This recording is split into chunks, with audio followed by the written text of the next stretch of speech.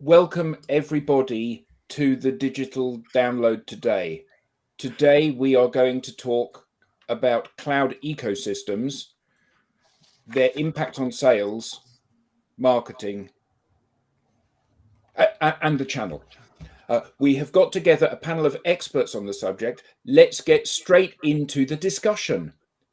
Tim, Mags, or Omags, what's your view? Thank you, Adam. In a world of hyper-resilient ecosystems, I think we have moved from cloud to fog. Who cares where your data center is? For me, it's all about APIs and Chemless. Interesting point of view. What I'm hearing is that the focus for corporate data center is missed. The corporate data center is missed.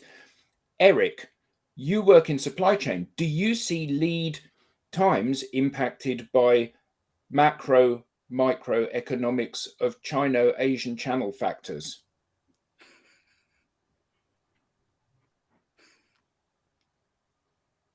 I can't see the notes. Yes, that's correct, Andy. Thanks for asking that excellent and valuable question. What we are seeing is a shift from AWS to IoT. COVID has impacted the RFID and mobile so much that there's a big push-pull between mental health, I think that should be mental, and Generation X, meaning that SOCs are now going to go lower, whilst at the same time the price of gas will rise. Sorry, stocks. Stocks are going to go lower. Well, it says SOCs on the notes. What we're seeing is a correction of the margin mix, and this is impacting on EBITDA.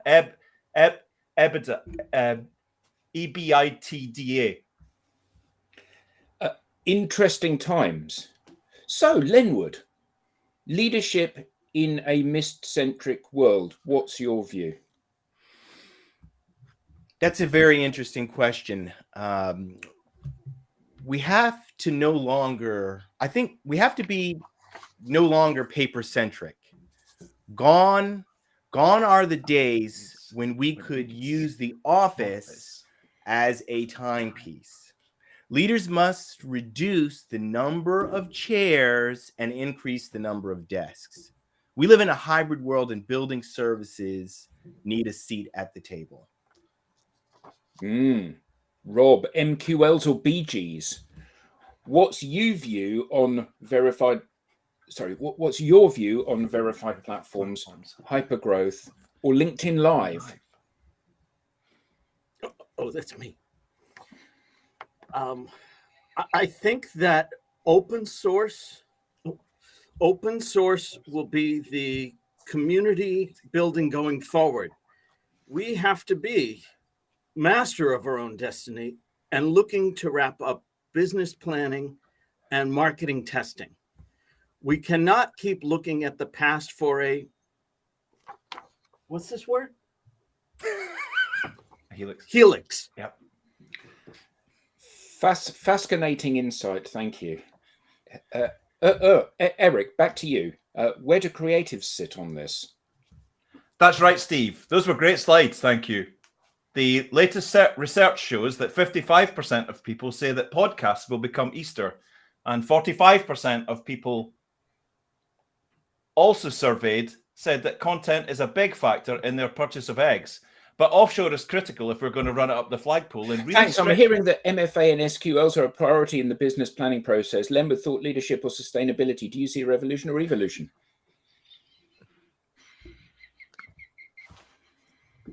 I need an updated version. I think the social landscape has impacted on pajamas, and we feel safe, but most of all, we need to lay eggs. Obviously, everybody, we are joking when we do this. It's really funny because, incidentally, welcome to the digital download, everybody. Welcome, everybody. It's our bit of fun on a Friday. We're going to rip the scripts up. Yeah, we're going to rip the scripts up. Turns out the scripts don't work too good. Thank you, Steve. Those slides were excellent. Thanks, Adam. Yeah.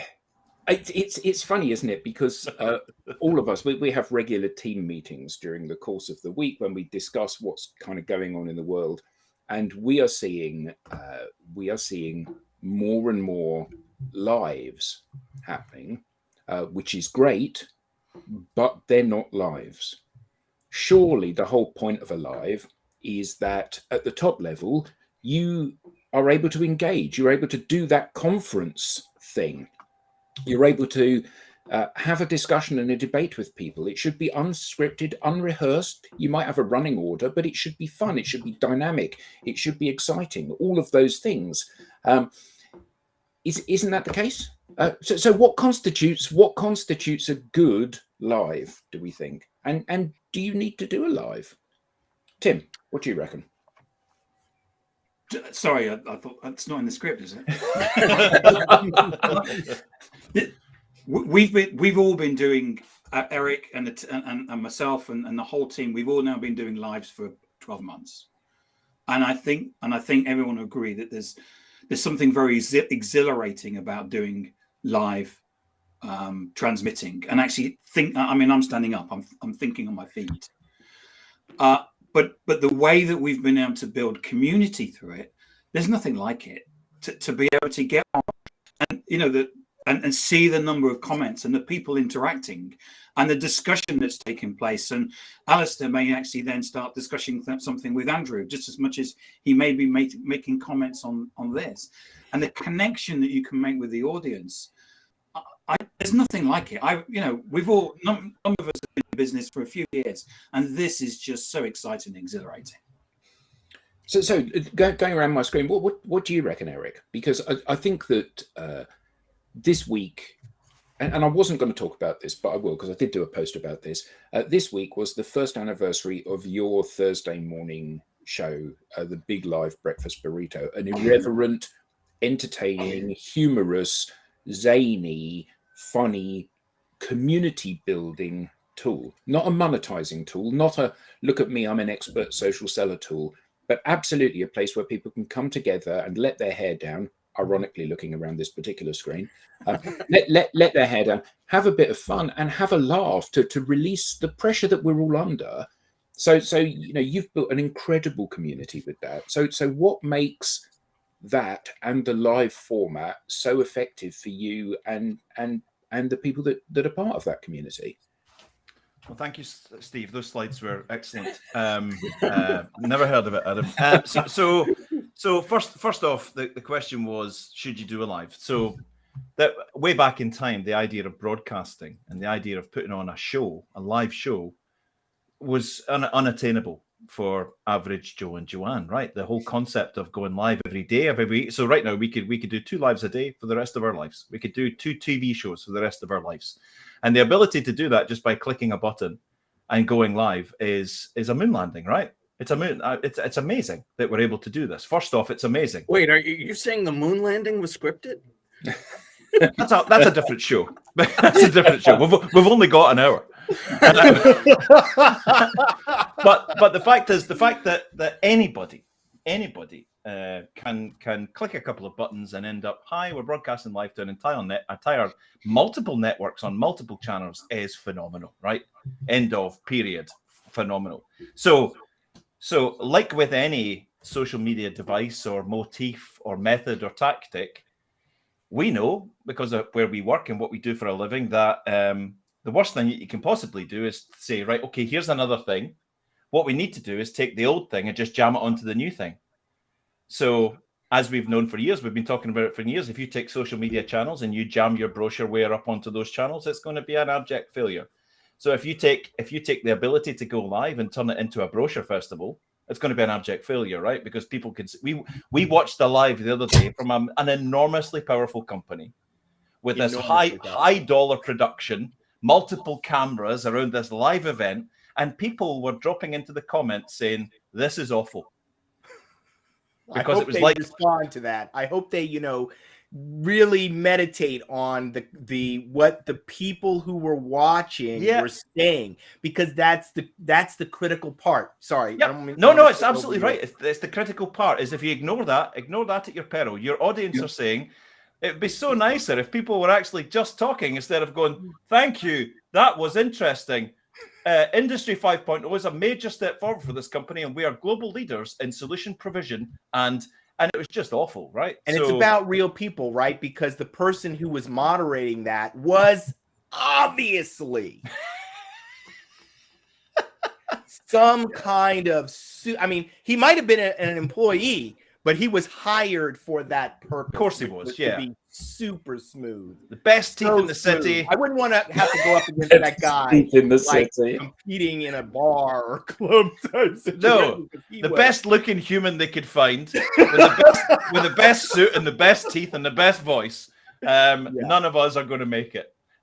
So on that principle, like with anything, the most successful, look upon this as a content medium, the most successful content that we talk about and that we know of and we have evidence is genuine, authentic, real people saying real things, making mistakes, not reading off scripts, the cat walking in front of the screen, that just I think being themselves is not the right way to put it, but it's being natural, being calm, being conversational, and just being authentic. But Eric, it's really technical, isn't it? Setting up your home studio and preparing it to stream is really difficult stuff because you need to have all of these tools, cameras, lights, all of that stuff in order to be able to go live, don't you? Yeah. I'd love to agree with you, but you can broadcast live to multiple social media channels on a shoestring. So go on, just explain for the viewers if they haven't actually done a live themselves. Explain exactly how simple it is. What do they need to do? So you need to come onto and register with a platform such as Restream, and there are others available. We like Restream. We like its functionality. It's a nice place. So you register. It then says, "Do you have any social media channels?" on a little button, and you go, "Yes." Okay, put in your email addresses and passwords for those, and it goes, "Would you like us to link with them?" And you say yes. So we're now in minute 2 of the setup, and it goes, "We've now connected with your LinkedIn, we've now connected with your YouTube, your Twitch platform, your Twitter platform, your Periscope back in the day, your Instagram, your whatever, soon to be TikTok, I hear, on Restream, and it says we've now hooked up. Do you want to go live? Yes or no? You can go live now, and you can select which channel you want to be on, and you can hit go live, and you can invite on your buddies, and you can go live. Probably, I would say, within half an hour, you can go live with a computer, with a webcam and a microphone. You don't even. I've upgraded my mic. I bought one of these because I just thought it would be fancy to do it. But yeah, you've got one of them. I bought an extra camera to get. $100. We'll say $150 or something for the. You can get a setup. You can actually get a package which will include a light, a mic, everything you need to hook up. If you didn't want to, buy it in pieces for something like $100, on Amazon, assuming you don't have an aversion to shopping on Amazon. So Rob looks as if he's sitting. I'm going to call a webcam. Call a timeout. I am, because you guys are overcomplicating it. I am using the webcam that came with my computer. Yep. I'm using this headset for no particular reason other than talk about authenticity. I have my kids in the room next to me, and I'd rather not hear them, but I could do it with the computer's microphone. And if you had a YouTube channel, which is free and simple, you could live stream just from that, or you could live stream just from your LinkedIn profile, or wherever your audience happens to be. Don't even put a barrier to entry such as you should go to Restream. Right. You should. But for anyone out there that hasn't done it yet, let's make it really simple. Get the bleep on screen, and then worry about where else can I. Oh my goodness, Rob! Have you just authentically dismissed everything we've just said for the last minute? I have on a live stream. Disintermediated. Let me just say, refer back to your script, please, Rob. Yes, because that wasn't on your script. Yeah, that's great, Steve. Helix. Guys, you guys have mentioned some great points, which I would like to really, really highlight here, because they're so important. The number one thing that I would like to just highlight is get started. Just do it and experiment. I posted yesterday an article about Kim Kardashian, who admittedly already had some assets that she could use to increase her audience. However, what she said about her start on social media was this: I didn't really know what it was about, but someone told me to get on and I got on. And then I started to learn, oh, this is how it works. Then I started to adjust the things that I was doing so I could get feedback on the products and services that I wanted to sell. And she's a billionaire now. She took the experience that she had on the first social media platform that she was on, which doesn't even exist anymore, by the way, MySpace. MySpace, yeah. She started on MySpace. Someone said, hey, you should try Twitter. And that someone was Ryan Seacrest. You should try Twitter and Instagram. And she didn't know what it was about. She got started, learned over time, and now you know what she's done with it. They actually left television network because they no longer needed the means of distribution, which is my second point. This technology, we have UK fans. this technology that we're using, it takes the middleman out. This is why record companies were so upset when streaming came along and the Apple platform came along, because now they didn't have to produce these huge, you got to be able to sell 10 million records for this to be a money-making thing for us. It doesn't work like that anymore in the music industry. If you can get together 100 people and grow that to 10,000 people, then 100,000 people, you can make a huge amount of money in the music business today. You don't need a record label. You don't need Sony. It's really, really important that this is now available to everyone. Let's just take now the example of video. Used to be you had to sell a show to a channel like NBC, ABC, I don't know who is in the UK, BBC, whoever, to get on in front of an audience. Len would be said maximum 2 cups of coffee before you come on the show. I'm just saying, it's so clear to me. I know it's not necessarily clear to everyone else, but that's why I'm making the point. It's like you don't need that anymore to build an audience and sell your products and services. It's now available to everyone. The next type of entity that is going to get disintermediated, especially if they don't change, is the enterprise. Ooh. Helix. Okay.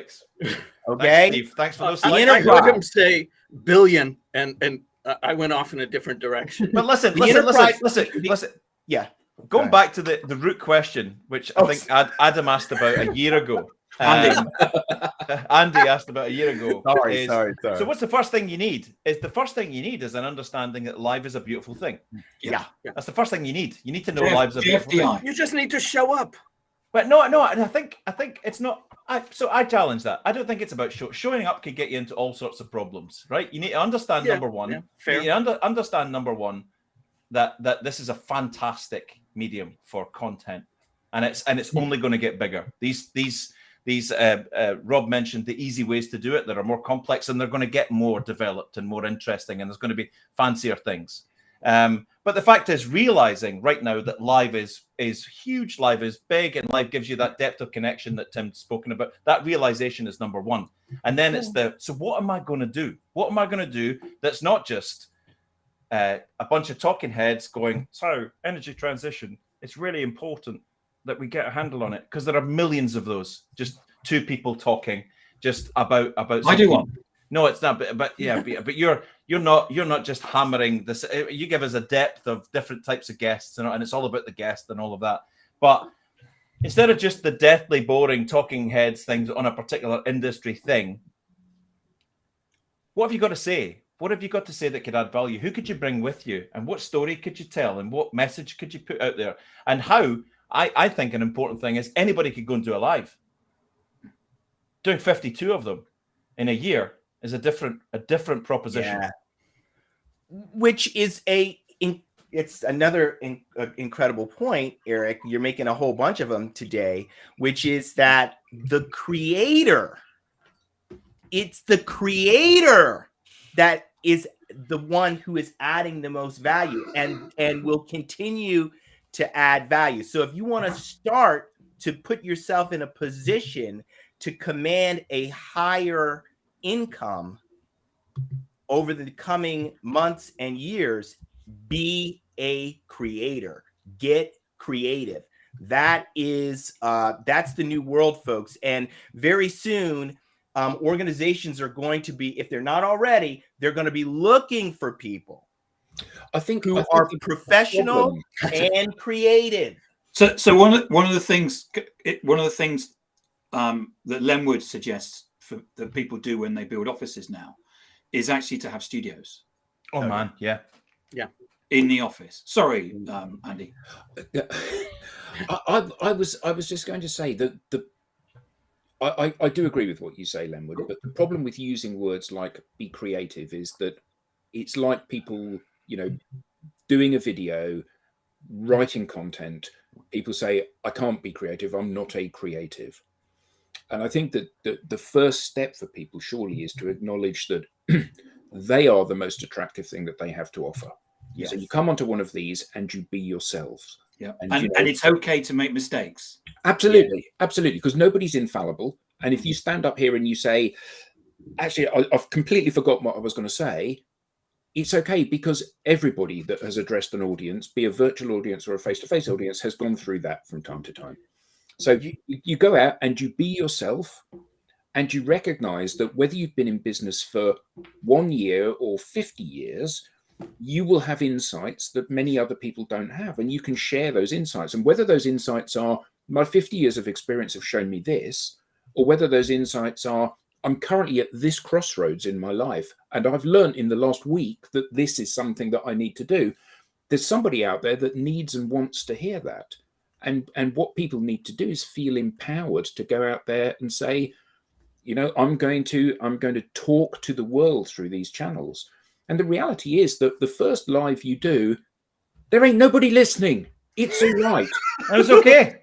That's your first post on LinkedIn too, by the way. Yeah, to be a Kim Kardashian and to have 50 million followers, that comes through years and years of relentless of marrying the right people. Yeah, and making the moves, but getting started. She actually, I wrote an article about this a couple of years ago. She actually started working for Paris Hilton. So she learned what Paris, from watching what Paris was doing on The Simple Life, and then she took it to a whole nother level. But you made a great point, Adam, and this is something that my mentor Rajesh Sethi talks about. It's called practicing in public.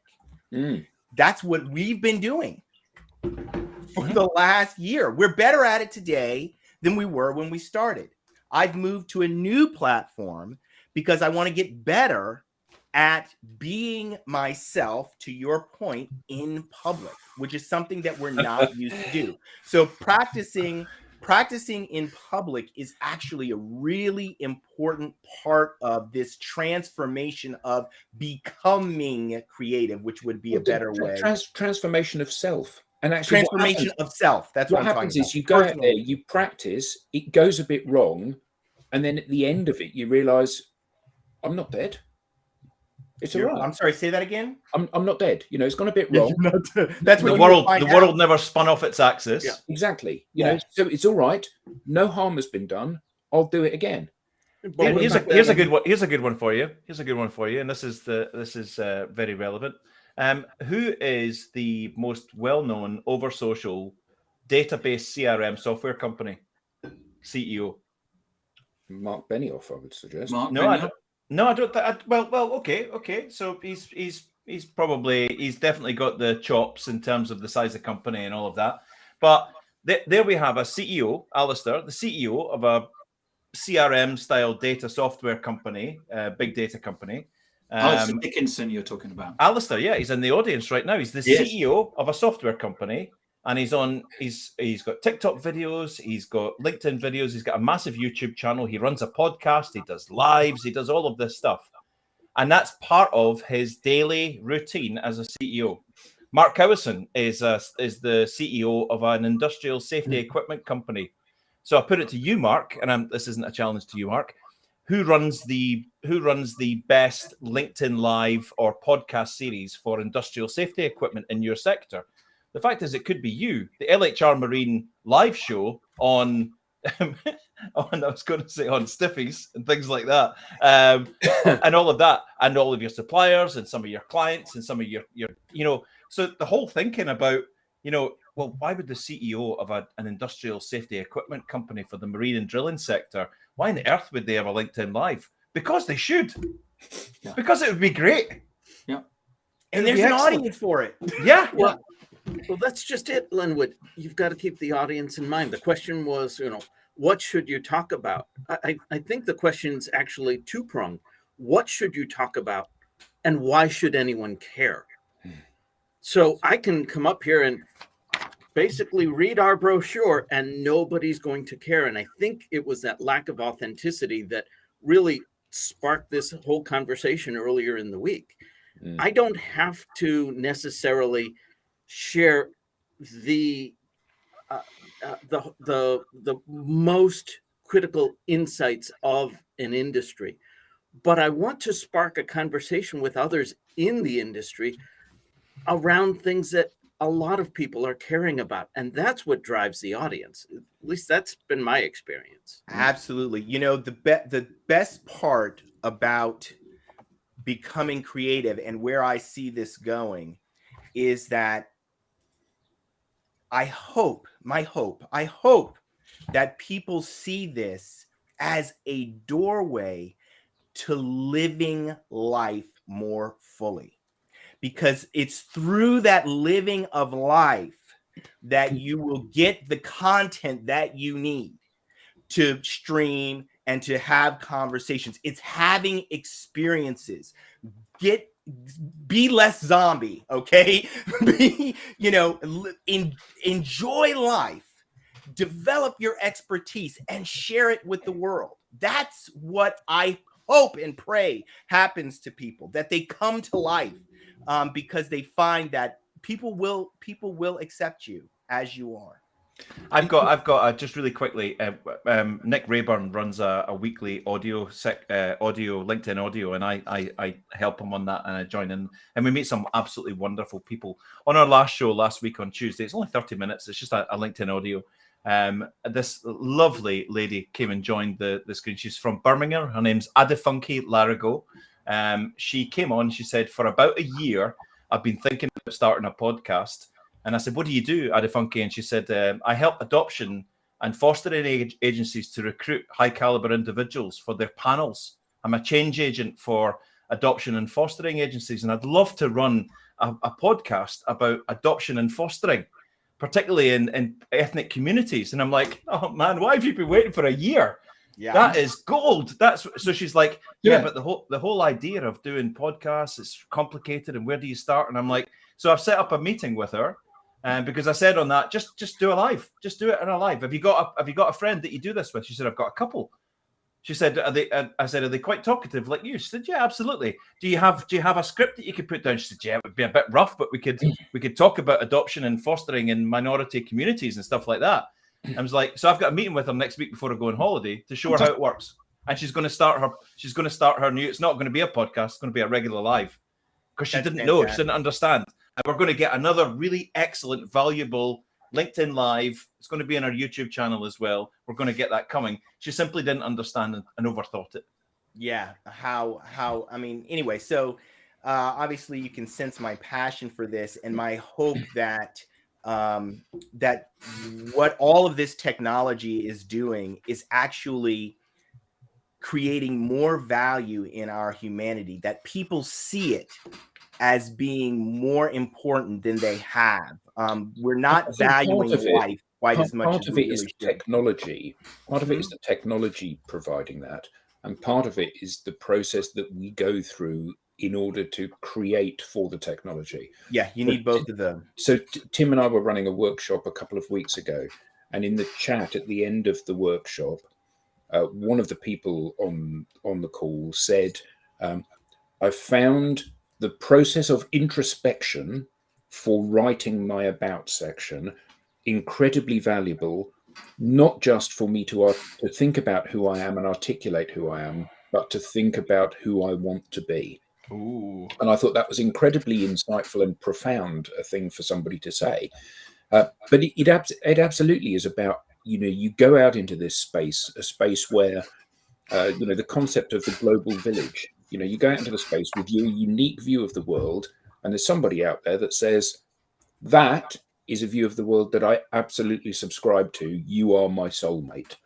And the nice thing about this is that every one of these platforms has hundreds of millions of people. So you're not selling this concept of yourself and what you stand for to 10 or 20. You're selling it to potentially millions of people, and it enables you to find those people that absolutely resonate with your message. And that's a beautiful thing, isn't it? Yeah, it's unbelievably beautiful. One of the things that I have discovered through the process actually of doing the LinkedIn is that I've got a really nice following in India.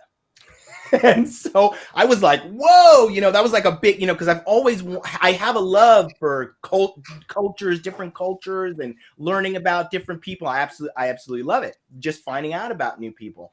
And so I found out I have this following in India, and now I'm pursuing that more fully with this social media app, which is a global app, of course, but they've started in India, so mostly Indian people on there. And it's absolutely great. It's amazing that from New Jersey, I have this following. Are you gonna introduce yourself in future? Like, hi, I'm Len Woodross. I'm very big in Kerala. Very big in Bangladesh. Yeah, in fact, I'm huge in Bangladesh. I'm huge in Bangladesh. Yeah, exactly. Mr. DJ, please cue big in Japan.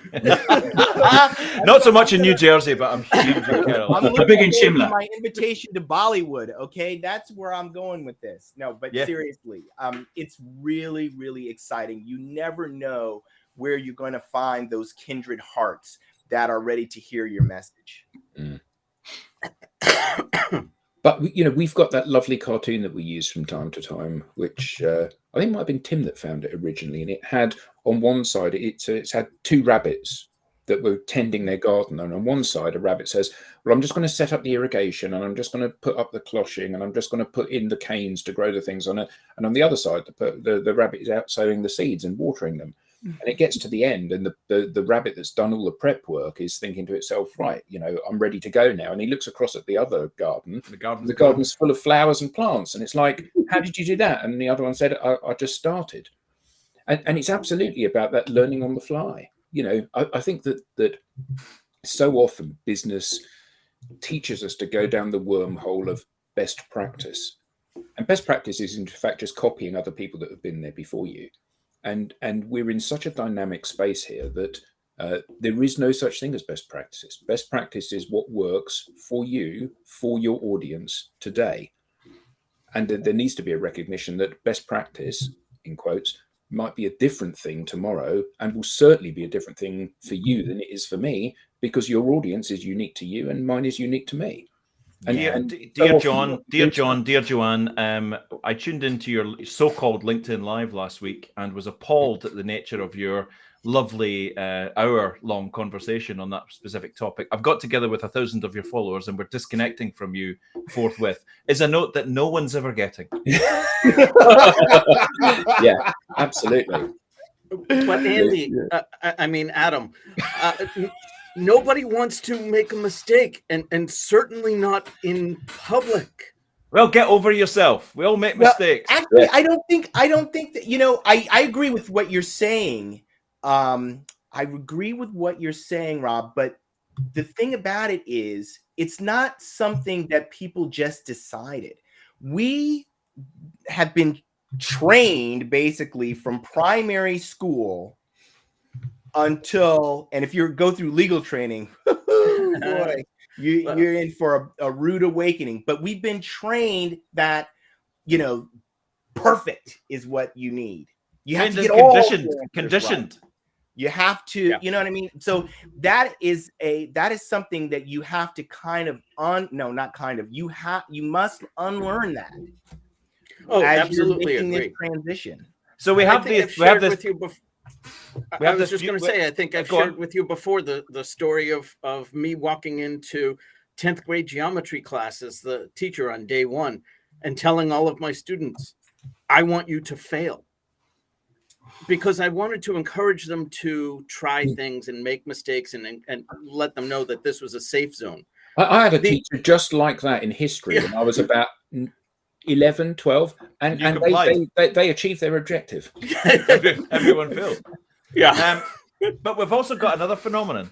We've got the very natural. I would say this is a very natural show because we have an idea for a theme and we turn up, and the person that's editing that week doesn't really know what's going to happen. It just sort of happens on the screen, right? So there's beauty in that. It's a loose concept with a loose flow. They don't care about our generation. Yeah, absolutely. A ruler in the hand, or worse. Yeah, that's true. Yeah. We've got that kind of loose flow here, which is lovely to see. And also, I think as a viewer of LinkedIn Lives, I like when, like, if Linwood says, "Well, hold on a second, let me think about that," and we go off for another 10 minutes on another beautiful, and all these flowers start to blossom, and But so we've got that, and then we've got the heavily scripted. But there's also a new phenomenon coming out: the fake authentic live. The fake authentic, and I saw one of those last week. Oh, yeah, we saw one, yeah. Yeah, the fake authentic live. So this is authentic, yeah. This is where they write the script. It's absolutely checked by legal and by marketing and all of that. And then they create something which is supposed to look free and free form. But it's complete. So it's a new phenomenon. We're getting multiple phenomena, heavily scripted, where you can actually see the eyes scanning the text and the auto cue, like we saw last week. The sort of free-form, loose version, I would say that the Big Live Breakfast Burrito is probably one of the best examples of free-form and just see what happens with a loose script. This is the same. And then that bit in the middle, which is, well, we need a script, we need legal to say it, but also this sort of authentic style thing goes down well. Why don't we try and make it conversational? Yeah, man. Well, yeah. That's quite true, Eric. In our research shows that 55% of our listeners actually prefer that type of show. Tim, that's such a nice thing to say, and I really like your T-shirt. So back to this. Thank you so much. It's so summery here in London. So back to this study that I've just dropped. It just fell in my lap just now. It's the brochure. It's the brochure. Yeah, exactly. So we've got this sort of like fake Zoo TV thing, and you can sniff them out a mile away. I got to tell you, I'm really enjoying this conversation because we're experiencing it, going through this. So over the last, I think it was either this week or last week, I actually met with one of the top minds in artificial intelligence. What? And he showed me some things. Was it a person or was it an AI? It was a person. It was a person, and he showed me what the AI could do, and I'll tell you, I was really stunned. Now, what I noticed, however, and he showed me applications that he's using it for, and but what I noticed from the use of the AI is it gets you to a certain result, but you don't get market resonance, which means that you do not get community by using artificial intelligence. And I say this as it is a word of caution, not just for the user, because you're going to shortchange yourself and the development that Adam was talking about, the coming alive that you need to have happen as you go through this process. But I'm also saying this to the investor. I'm going to be going out and making investor pitches in the not too distant future. And I'm going to show them the difference between market resonance from human interaction and market resonance from artificial intelligence, which is zero. Okay. So you can decide where you want to put your time, effort, and money. My recommendation is that you invest in humanity, that you invest in helping humanity to do these things. So one of the things that Greg Sattel talks about is how we will interact with technology going forward. And what he said is that the totally human way of doing things, it's not tenable. Okay. The totally artificial way of doing things, not tenable. What we need is technology that helps us be better humans, helps us to do things that we want to do, but makes it easier. Okay, and the people who are going to succeed and win are the people who are able to work well with technology so that it amplifies them, not some artificial thing. Bring your mic back before you push it even further sorry. away. I just wanted to get out of my way. I'm on a roll. But anyway, so that's see, when you start doing these investor pitches, take this amount of caffeine before you go in, because everyone will buy it. I'm just super amped up because, you know, when I saw that, I mean, I'm talking to one of the top artificial intelligence people there. He's showing me. First thing he does is show me how that he's the top one of the top. See, here I am on the UN panel. Here I am doing this. Here I am doing that. And you don't get to do those things unless you know what you're talking about. That was the first thing. So I was, you know, immediately I'm feeling smaller, you know, in my chair. And then he starts to show me what the artificial intelligence could do. And literally, I had no words. Think about that. I had no words as I'm watching. Tim, can we get him on next week? As I'm looking at the artificial intelligence. No, actually, I'm hoping he's not watching now.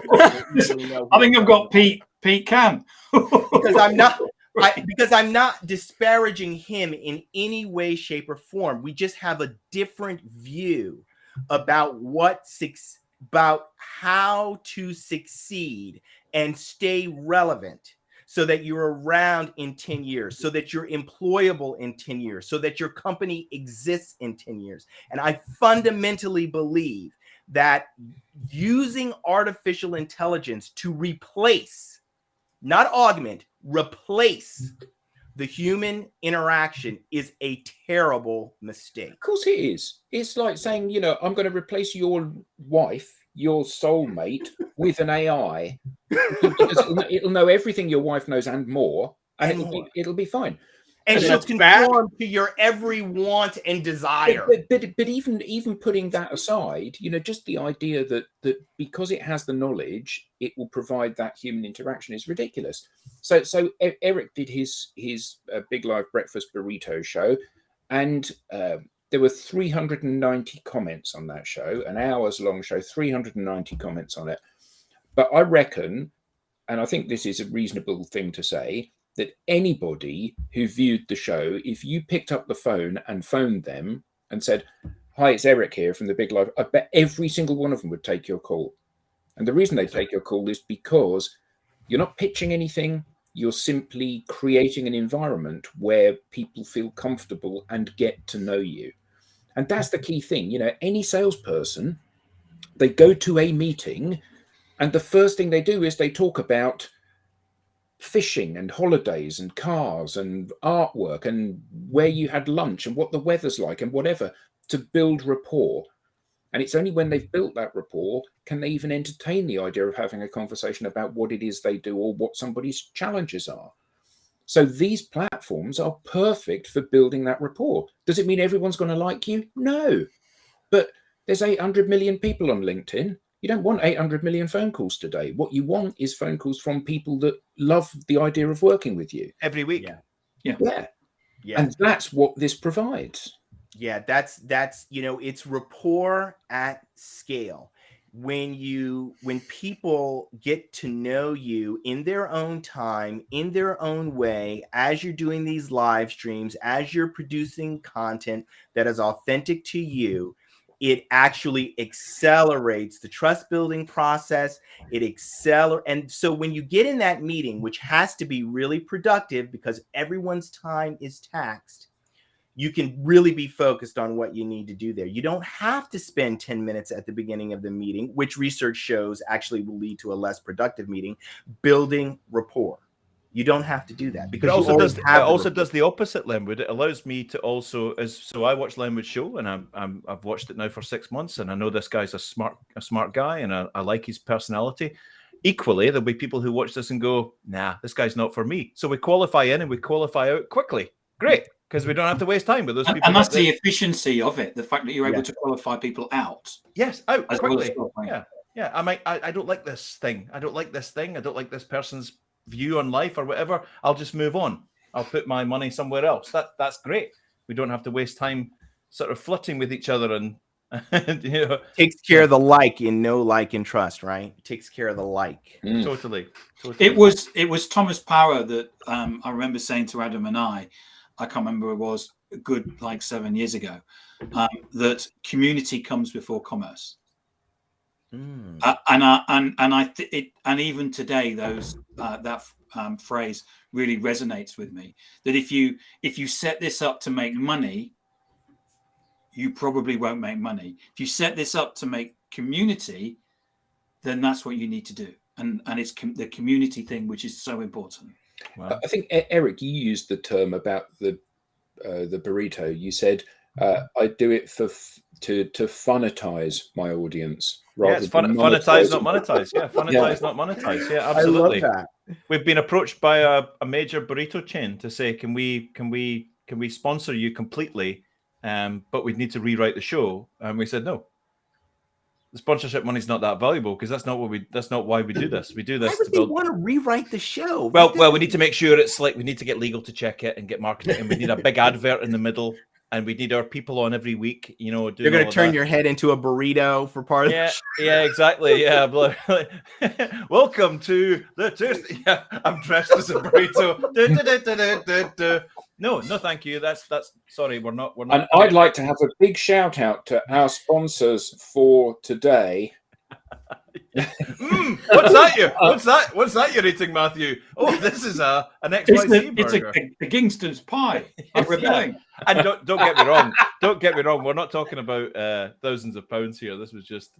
But it's not about that. It's that whole thing. It's funitized, not monetized. But the fact is, it has been monetized. Very true. Inadvertently, get that copyright, because people have met each other and done business with each other. People have watched the show and said, hi Eric, hi Vanessa, hi Matt, hi Will, hi whatever.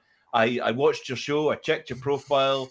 I see you do this. Can we have a conversation? So that's a byproduct of what the main goal is. Yeah, absolutely.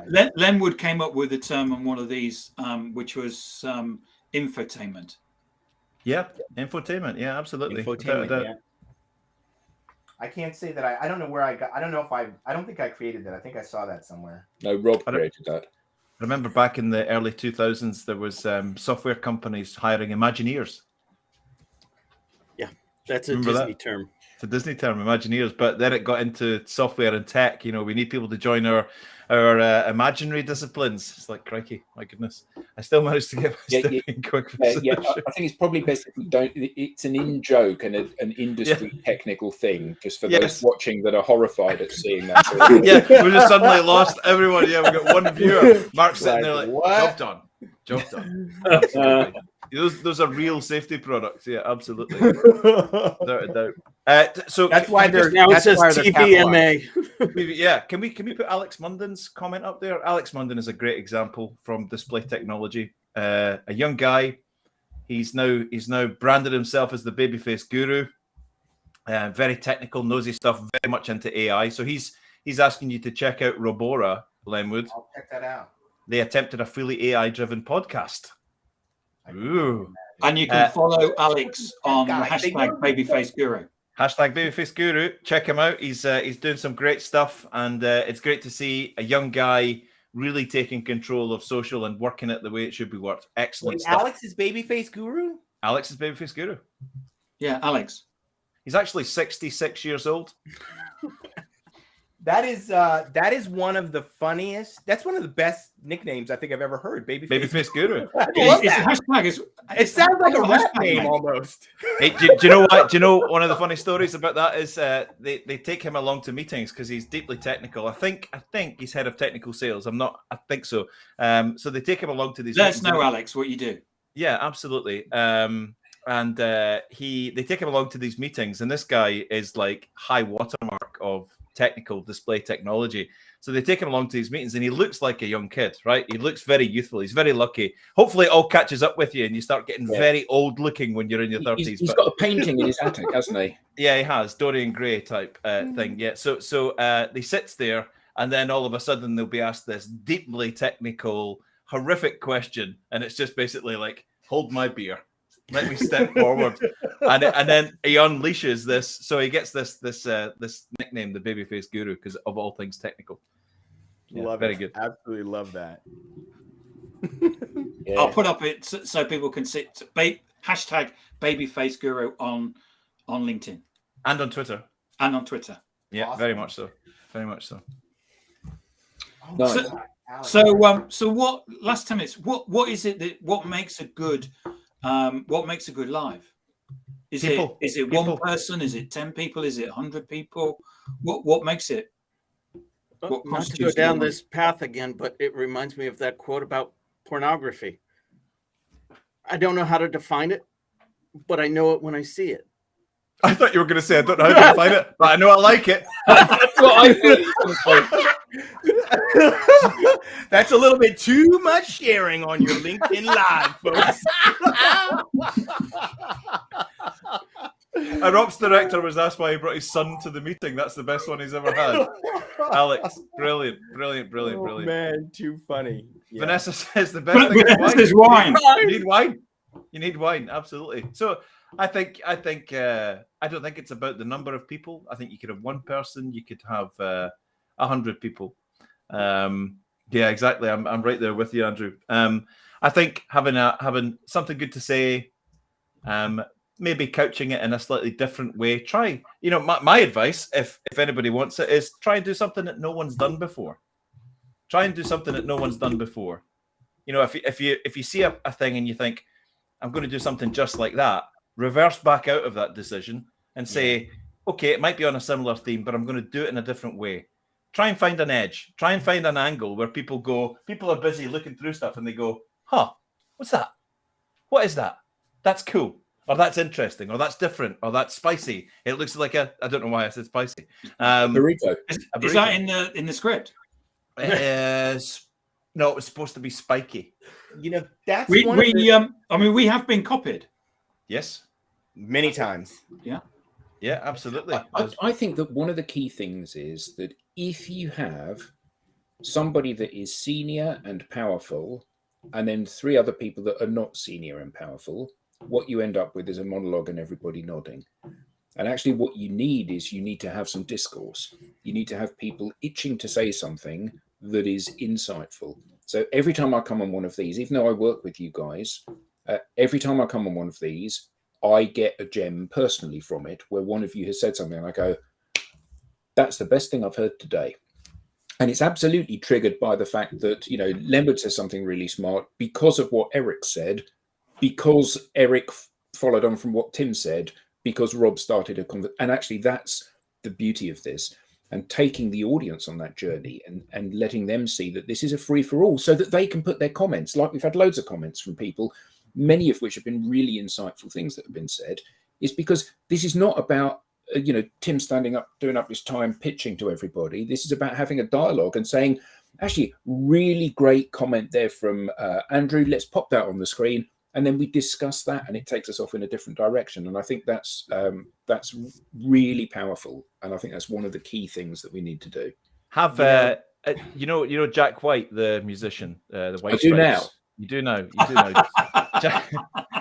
Jack White said, and I love this. He said, automation makes things too easy for us, and I want to get back to, you know, things being, life's supposed to be difficult. So he said, when I'm playing live, the White Stripes have got a really interesting motif. There's only ever 3 sounds. There's only ever Meg's drums, Jack's voice, or Jack's guitar. And if Jack's playing keyboard, then he doesn't sing.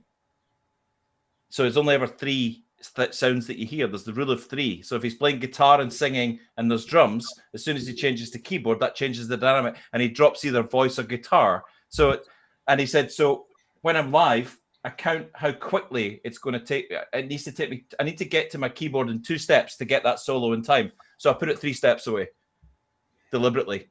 Put it 3 steps away. So if you're going to write a script for your people on your show, give them 20 minutes worth of material for an hour show.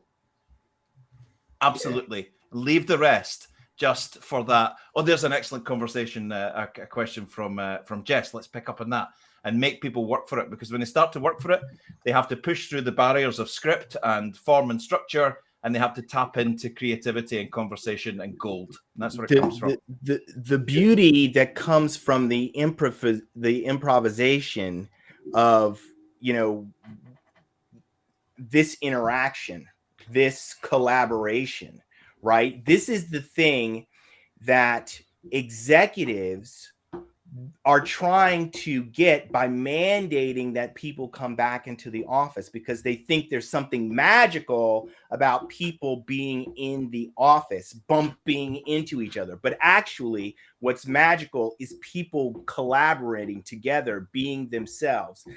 I will say also that most of the time, people don't realize that they do have something insightful to say. It's not like, you know, let me put it to you this way. I started this new thing. Oh, I guess we're almost over, or we're about to go over. I started this new thing on this Indian social media platform simply because somebody asked me a question. They said, Linwood, how is it so that you're able to so easily connect with people, right? And I said, oh, that's a good question. Hadn't really thought about it. And I mentioned in passing sort of that this idea of being a grasshopper in your own eyes. And then I started talking about how I use this concept to meet new people. I never thought that anyone would ever care about that or think it was interesting in any way. It's only because someone asked me the question in public that I started to talk about it. And the next thing I know, you know, I find out that many people had never even heard of something like that. It was, the concept was, you know, mind blowing. So don't think I have to have something insightful to say.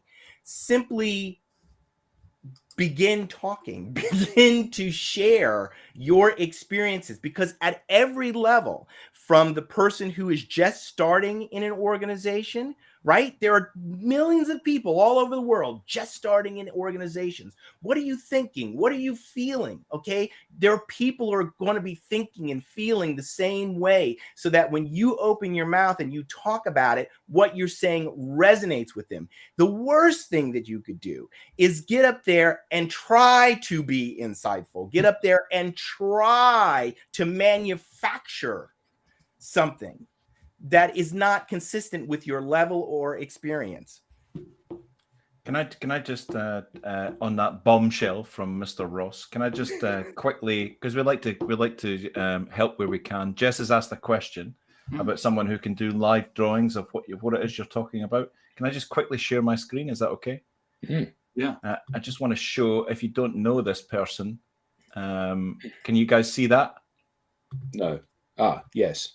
So, Jess, check this guy out. He enables clarity through organizational consulting and visual storytelling. Tanmay Vora is absolutely incredible. He does these phenomenal little, let me see, these fantastic little, can't remember really what he calls it. There was sketch notes, and he does it live with people as well. He's very well known on here, and he does some fabulous work on these little sketch notes and does it live for companies and doing all of that. So I just wanted to share that with you. Tanmay Vora is the name of the guy, and he's in Gujarat in India. See, it just India. Hashtag. You know him then, Leonard, do you? he knows Linwood. As a matter of fact, I do. How did we manage to get an hour out of all of this? That is incredible. Fantastic. Connecting as we speak. Beautiful. Yeah. So we're at the hour. Thank you all very much indeed. Thank you. It's been a fantastic show. It's always a fantastic show. Thank you, Tim, for doing the techie side of things. Tim for literally tearing up the script. Eric, Rob, Lenwood, and of course everybody in the audience that's contributed such fantastic stuff to the course of the show. Thank you all Steve. very much. It's Thanks, my Andy. Andy. It's Yes. Andy.